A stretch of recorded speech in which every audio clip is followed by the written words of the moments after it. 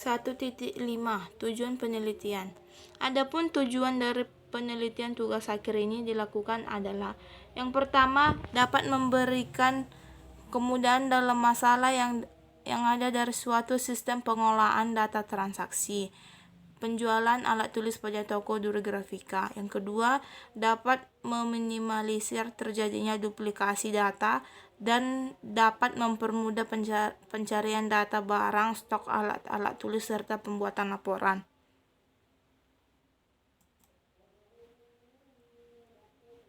Selanjutnya, metode penelitian. Dalam rangka pengumpulan data, guna menyusun laporan tugas akhir semester ini, penulis menggunakan beberapa metode penelitian yang meliputi: yang pertama, penelitian lapangan. Dalam hal ini, penulis melakukan penelitian langsung ke lapangan dan wawancara untuk mengumpulkan data secara langsung dengan cara menyajikan beberapa pertanyaan yang bersangkutan dengan penelitian yang sedang penulis lakukan dari toko Durgrafika. Selain wawancara, penulis juga mengadakan observasi atau pengamatan yang merupakan teknik pengumpulan data yang tidak hanya terbatas pada orang, dan juga melakukan pengamatan langsung pada toko Durgrafika bersangkutan dengan transaksi penjualan alat tulis, mengolah data penjualan alat tulis, dan laporan detail transaksi penjualan. Yang kedua, penelitian kepustakaan. Pengumpulan data juga dilakukan dengan cara membaca buku-buku yang berkaitan dengan penelitian ini dan artikel-artikel yang berasal dari internet.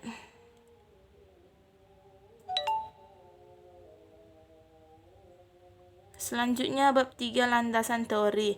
3.1 Kajian teori. Kajian teori merupakan landasan dalam penelitian yang dilakukan oleh penulis. Kajian teori disusun berdasarkan sumber buku, karya ilmiah, serta internet yang menyangkut dengan pembahasan teori. Adapun kajian teori yang penulis gunakan dalam penelitian ini adalah sebagai berikut. 3.1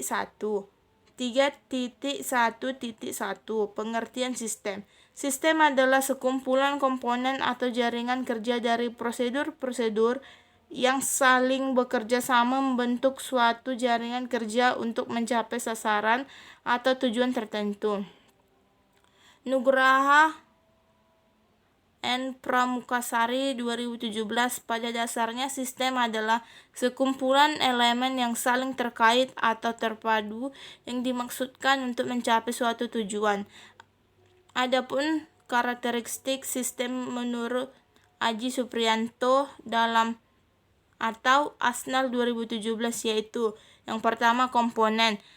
Suatu sistem terdiri dari sejumlah komponen yang saling berinteraksi, artinya saling bekerja sama, membentuk suatu kesatuan. Komponen-komponen sistem dapat berubah subsistem atau bagian-bagian sistem. Yang kedua, batasan sistem atau boundary. Merupakan daerah yang membatasi satu sistem dengan sistem lainnya atau dengan lingkaran luar. Yang ketiga, lingkungan luar sistem. Yang keempat, lingkungan luar sistem adalah apapun di luar data sistem mempengaruhi operasi sistem. Lingkungan luar sistem dapat menguntungkan yang harus dijaga dan dipelihara, serta juga dapat merugikan sistem, dan hal ini harus dikendalikan. Yang kelima, penghubung atau interface. Merupakan media penghubung antara satu subsistem dengan subsistem lainnya.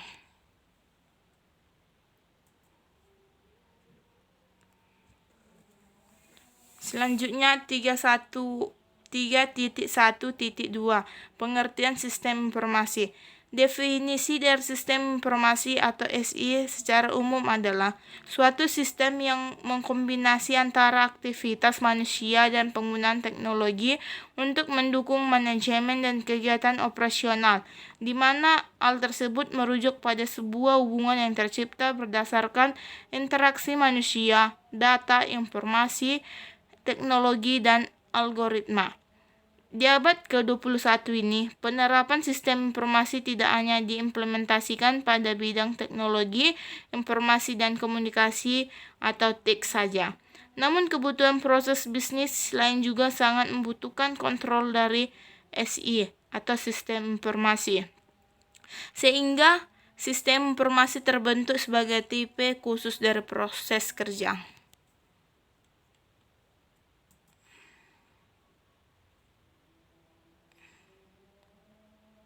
Information sistem terdiri atas komputer, manusia, fakta, instruksi, dan kumpulan prosedur yang dapat dikategorikan sebagai berikut. Yang pertama, sistem informasi manajemen adalah sebuah sistem perencanaan yang melibatkan bagian internal perusahaan yang meliputi pemanfaatan teknologi, prosedur, dan interaksi manusia untuk memecahkan permasalahan bisnis seperti layanan, biaya produksi, atau penentuan strategi bisnis yang tepat. Metode ini mampu memecahkan berbagai masalah dengan memberikan solusi yang pasti berkaitan dengan proses bisnis hingga analisa akhir dari standar operasional dan sistem manajemen. Yang kedua, ada sistem pendukung keputusan, yaitu merupakan bagian dalam sistem informasi berbasis komputer yang berfungsi untuk mengambil sebuah keputusan yang tepat bagi perusahaan, organisasi, atau instansi yang terkait.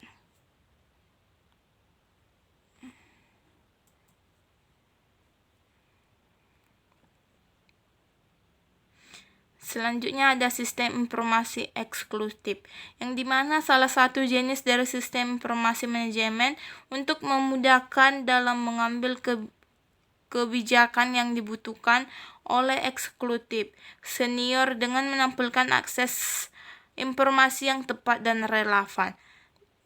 Dan selanjutnya sistem pemrosesan transaksi, yaitu bagian dari kebutuhan transaksi secara berkelanjutan yang diperlukan dalam bisnis. Tujuan utamanya yaitu menjawab berbagai pertanyaan rutin dan memonitoring setiap transaksi yang dilakukan oleh organisasi terkait.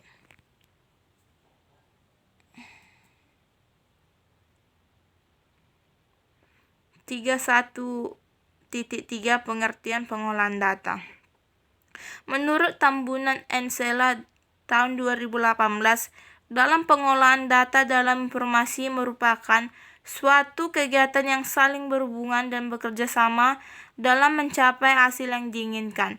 Sistem pengolahan data yang menggunakan peralatan komputer lebih dikenal dengan istilah pengolahan data elektronis. Suatu proses pengolahan data terdiri dari 3 tahapan dasar dalam proses pengolahan data, yaitu yang pertama membaca data atau input, yang kedua mengolah data atau processing, yang ketiga hasil atau output.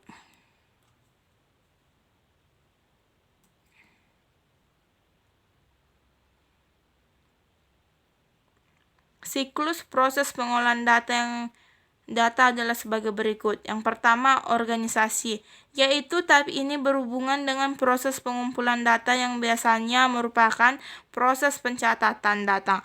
Yang kedua, input, yaitu tahap pengentrian data dengan proses komputer lewat alat input atau input device. Yang ketiga, processing, yaitu tahap di mana proses pengolahan data dari data yang sudah dimasukkan yang dilakukan oleh alat pemrosesan yang berupa proses perhitungan, membandingkan, mengklasifikasi, mengurutkan, mengendalikan, atau mencari strong range. Yang selanjutnya output, yaitu proses menampilkan hasil pengolahan data ke alat output atau output device, yaitu berupa informasi. Yang selanjutnya distribution, yaitu tahap penyaluran dan output kepada pihak yang membutuhkan informasi. Yang selanjutnya storage, yaitu tahap yang merupakan proses perekaman hasil pengolahan kesimpulan.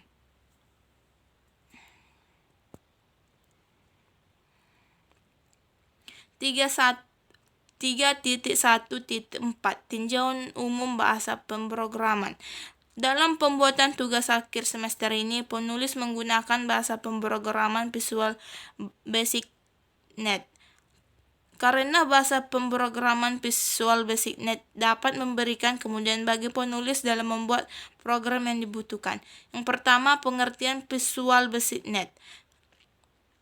Ada banyak bahasa pemrograman di dunia. Perbedaan tersebut disebabkan adanya style pemrograman atau bisa juga disebut sebagai paradigma pemrograman dari programmer.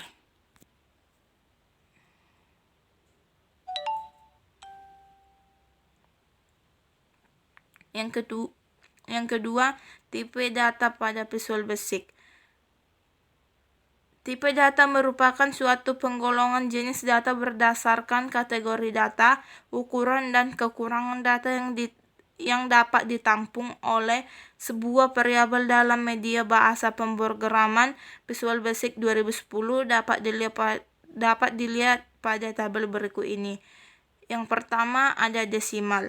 Tipe data bilangan desimal atau bilangan bulat. Yang kedua ada byte. Yang ketiga ada double. Yang keempat ada long. Yang kelima ada single. Yang keenam ada integer. Yang ketujuh ada boolean. Yang ke-8 ada date. Yang ke-9 ada chart. Yang ke-10 ada string.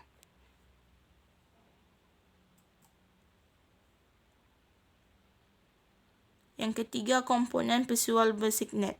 Pada saat pertama kali menjalankan Visual Basic Net, berikut adalah tampilan lingkungan dari Visual Basic 2010.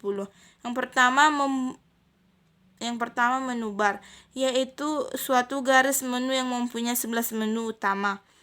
Yang kedua, toolbar standar merupakan suatu baris menu yang mempunyai fungsi yang sama pada setiap tool standar pada umumnya. Yang ketiga, ada form design, yang merupakan suatu lebar form yang berfungsi untuk merancang tampilan aplikasi secara visual dengan menempatkan kontrol-kontrol yang diperlukan. Yang keempat, ada toolbox, merupakan suatu jendela yang berfungsi untuk menampung komponen-komponen standar. Yang kelima adalah Solution Explorer, merupakan suatu jendela yang berfungsi untuk menampilkan objek yang akan digunakan untuk membuat aplikasi seperti form, kelas, dan objek lainnya. Yang keenam, ada Property Window, merupakan suatu jendela yang berfungsi untuk mengatur nilai properties dari masing-masing komponen yang akan digunakan. Yang ke-7 ada Error List, merupakan suatu jendela yang digunakan untuk menampilkan setiap kelemahan dari pembuatan kode program suatu aplikasi.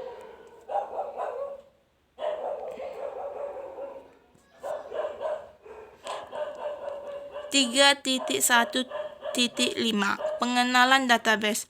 Basis data atau bisnis data adalah suatu sekumpulan tabel-tabel yang berfungsi untuk menghubungkan data-data atau file di dalam suatu tempat penyimpanan secara terstruktur agar memudahkan dalam mengakses data yang digunakan.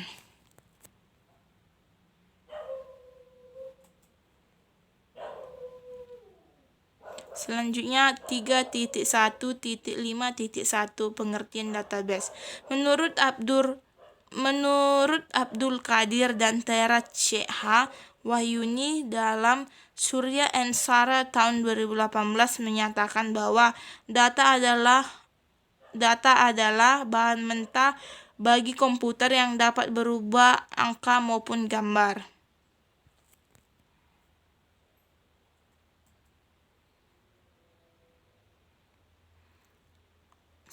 Dan selanjutnya pengertian SAM. Menurut Malu tahun 2018 menyatakan bahwa SAM dari Apache, MySQL, PHP, dan Perl adalah perangkat lunak bebas yang mendukung banyak sistem operasi, merupakan komplikasi dari beberapa program. SAM memiliki sebagai berikut, yaitu contohnya X, Apache, MySQL, PHP, Perl.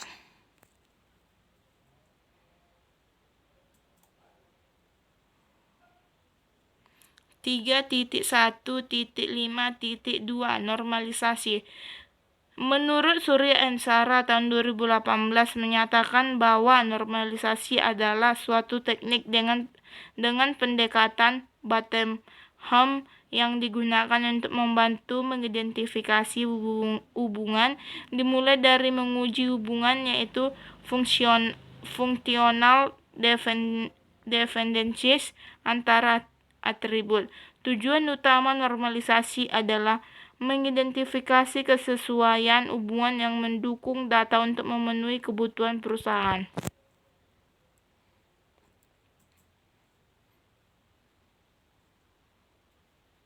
(3.1.6) Alat bantu perancangan sistem. Untuk mendapatkan hasil yang diinginkan, maka dibutuhkan alat bantu untuk desain sistem. Adapun alat bantu tersebut sebagai berikut. Yang pertama, 3.1.6 Alat bantu perancangan sistem. Untuk mendapatkan hasil yang diinginkan, maka dibutuhkan alat bantu untuk desain sistem. Adapun alat bantu tersebut sebagai berikut. Yang pertama, aliran sistem informasi. Menurut Firdaus tahun 2014, aliran sistem informasi merupakan suatu alat yang digunakan dalam perancangan yang mana berguna untuk menunjukkan urutan dari prosedur-prosedur yang ada pada sistem.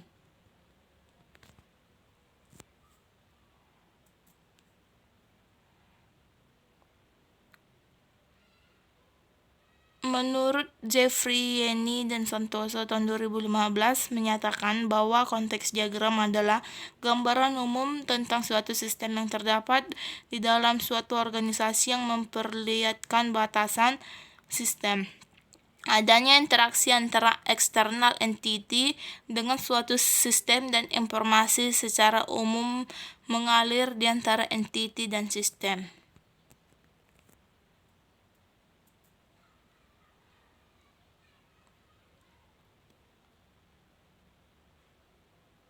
Data flow diagram atau DFD adalah gambaran sistem secara logika. Gambaran ini tidak tergantung pada perangkat keras, perangkat lunak, struktur data atau organisasi file.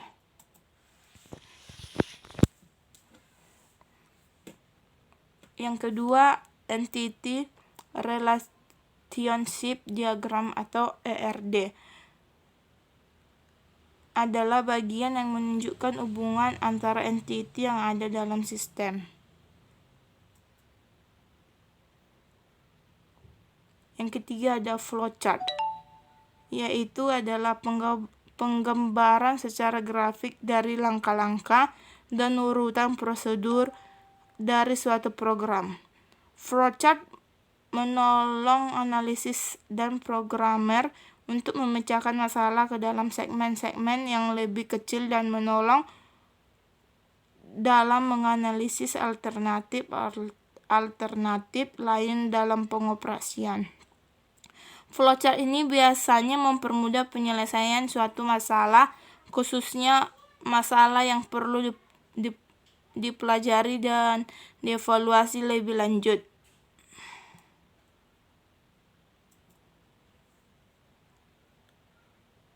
(3.2) Kerangka konseptual. Kerangka konseptual merupakan kerangka berpikir dalam melakukan penyusun. Kerangka konseptual merupakan kerangka berpikir dalam melakukan penyusunan tugas akhir di semester mata kuliah metodologi penelitian. Kerangka konseptual yang penulis tuangkan dalam penulisan tugas akhir semester ada pada gambar di bawah ini. Yang pertama, merumuskan masalah yang dihadapi, dan selanjutnya merancang sistem penjualan alat tulis secara global dan terperinci, dan kemudian membuat aplikasi sistem penjualan alat tulis menggunakan bahasa pemrograman Visual Basic Net. Yang selanjutnya menguji hasil rancangan dan implementasi program. Yang selanjutnya membuat dokumentasi, dan terakhir merancang basis data menggunakan aplikasi MySQL. Dan ini keterangan gambar 2 yang sebelumnya. Yang pertama, langkah awal mengidentifikasi dan menganalisa sistem yang berjalan dihadapi oleh tokoh dur grafika. Yang kedua, merumuskan masalah yang sedang dihadapi pada sistem informasi penjualan alat tulis dan melakukan analisa aliran sistem yang dibutuhkan. Yang ketiga, selanjutnya adalah perancangan secara menyeluruh, umum atau global, yaitu aliran sistem informasi, konteks diagram, normalisasi, data flow diagram, entity EFD, dan struktur program, dan terinci desain input, desain output, dan desain file. Dan selanjutnya kemudian merancang sebuah basis data dengan aplikasi MySQL, dan kemudian diterjemahkan dalam bentuk pengkodean dan desain dalam bentuk bahasa pemrograman Visual Basic Net.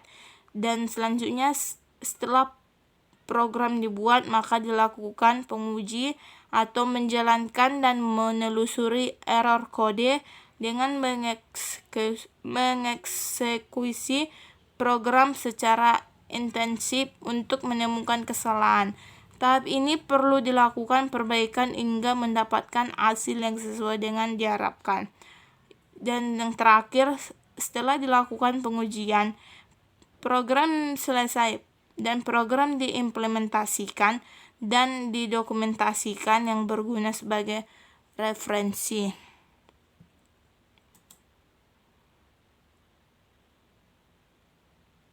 Dan yang terakhir ada bab 5, kesimpulan. Berdasarkan analisa dan penelitian yang saya lakukan pada toko dur grafika, sehingga dapat penulis simpulkan bahwa yang pertama, sistem yang dirancang mampu membuat proses pengolahan data transaksi penjualan tersimpan secara terstruktur. Dengan demikian memudahkan pihak owner toko untuk bertransaksi serta dapat meminimalkan terjadinya kesalahan.